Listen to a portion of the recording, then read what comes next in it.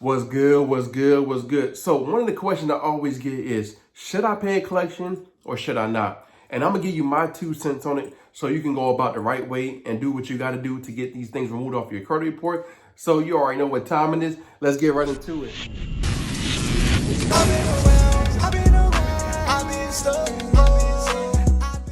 Welcome back to the #1 credit educational channel. Hey, my name is Dave, where I show you how to remove negative items off your credit report, how to build a relationship with those banks, and how to get to that money. So in today's video, I'm gonna break down should you or should you not pay a collection. Also, I'm gonna give you the play-by-play on how to remove a collection off your credit report. And if you stay to the end, I'm gonna give you my free credit playbook where I show you how to remove it step by step by step, a collection off your credit report. So let's get into it.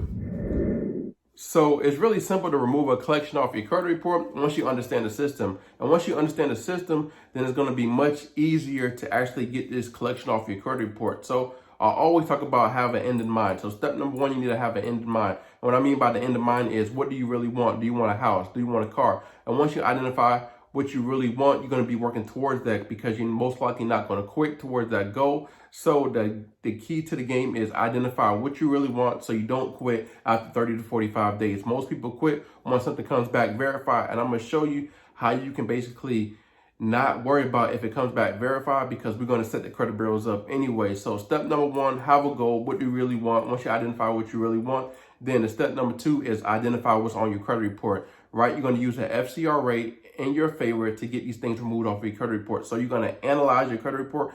A lot of people look at Credit Karma, but don't look at Credit Karma because they don't give you enough information to actually dispute this collection off your credit report. So there is a link in the description where you can download your credit report for $1, and then you'll be able to see all 3 credit reports, and you'll be able to see the misinformation on each credit report, right? You're going to see the open date wrong. You're going to see the balance wrong. You're going to see the data last activity not reporting correctly on all 3. And once you see that, then you're going to see how you can use that information as leverage to get these things removed off your credit report. Step number 3, what you're going to do is detach your information when it comes to your credit report. So all names and addresses are attached to an actual collection. And once you detach that address off your credit report, now it's much harder for the actual credit bureau to verify this account belongs to you. So once you detach that address and detach all that negative information on your credit report, where your name is spelled wrong and where your address is spelled different type of ways, or you have multiple addresses, you have multiple jobs on your credit report, you have multiple phone numbers,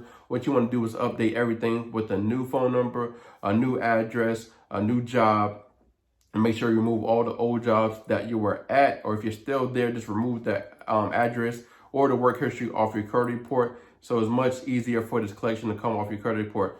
Step number 3, right? What you're going to do is, step number 4, what you're going to do is now hush the snitches up, right? LexisNexis, CoreLogic, SageStream. What you're going to do now is hush them up. Once you hush them up, then what's going to happen is they can't be able to talk to the credit bureaus. They're not going to be able to talk to nobody because you don't even know who's snitching on you right now, because what the credit bureaus are doing is verifying with the actual secondary agencies, which is CoreLogic, SageStream, LexisNexis, Innovis, all of them. They're verifying with them. And once you freeze them up, then now you're silencing them from being able to talk and making sure the credit bureau is doing their due diligence by actually, when it comes to the 5th step, is doing an investigation, right? What you want to do is send an investigation letter in. Once the investigation letter goes in, what the credit bureaus have to do is check every piece of information on that actual account that you're telling them to.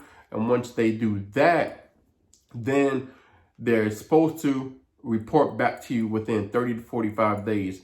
Either something's going to happen on the 6th step, right? In 30 to 45 days, step number 6, what's going to happen is you're going to see the account either get deleted, which is good. If it don't get deleted, then you're going to use that information as leverage because they're going to say it's verified. And you know it wasn't properly verified because on step number 2, you saw that the open date, the data last activity, everything was wrong. You're not going to dispute this. You're just going to analyze and see what's going on. So you're going to have an updated credit report on step number 6, and you're going to use that information as leverage to get this removed, because you're going to say, how did you properly verify this account if the open date's wrong, the data last activity, and all this is wrong, right? So this is how you get this thing removed off your credit report, because you're using that information as leverage to actually get it deleted. So, and this it's just simple. Just go ahead and send it to Equifax, Experian, and TransUnion, you're going to send a credit report, the new credit report, and the letter saying that how did you properly verify this? If this is wrong, this is wrong, this is wrong. Remove this account because you can't go back because you already said it was properly verified. And this is how you get these things removed off your credit report. And step number 7 is just being relentless. Just going every 30 to 45 days and being relentless and working towards your goal, because if you're working towards something, you're most likely not going to quit. And it's really simple to get this collection off your credit report once you're being relentless with the credit bureaus, because they don't got time to go back and forth with you at a certain extent, right? Once you're continuously being relentless and you have the intentions to sue and follow up with the CFPB or follow up with the BBB or follow up with the FTC, then you are using them as leverage to get this collection removed off your credit report. And it's really that simple. So now that you understand how to remove a collection off your credit report, should you or should you not actually pay it? And it all varies. What you want to do is make sure the collection agency is actually able to collect on this debt. Make sure you're in the statute of limitations, right? I always say pay back your money that you owe, but make sure when it comes to like student loans, charge off, just make sure you pay your money back when it comes to that. Continue with that relationship with the bank.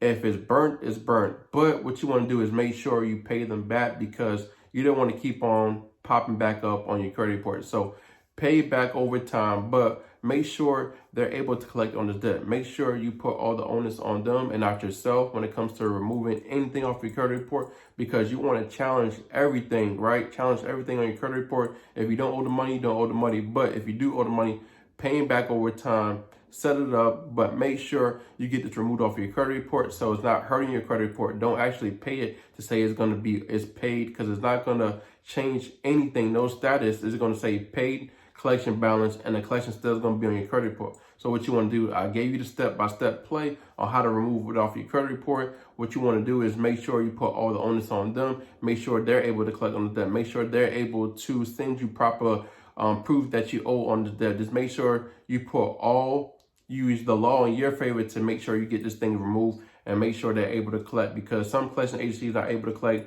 They pay pennies on the dollar for this actual account, and then you're paying the full thing when technically, it's not illegal, but you just want to make sure that they're able to collect, because it is illegal if they're not able to collect on this debt. So just make sure you do your due diligence as well, and make sure you put ownership on them and not yourself, and make sure you never say it's not yours. You just want to put all the facts on the table or on the letter by using all the information on the credit report and put it on the letter to actually get this thing deleted off your credit report. And it's that simple. Just make sure you pay all your debts back, but make sure, like I said, they're able to collect. If they're not able to collect, then you don't have to pay them. So just make sure you do your due diligence and make sure you understand what's really going on. And if you need help removing anything off your credit report, I gave you the play. But if you want an actionable step by step on how to do everything step by step, what I talked about earlier, go ahead and click the link in the description. Download my free credit playbook where I show you step by step on how to remove anything off your credit report. So I see you on the other side of good credit. Let's go ahead and get these accounts deleted.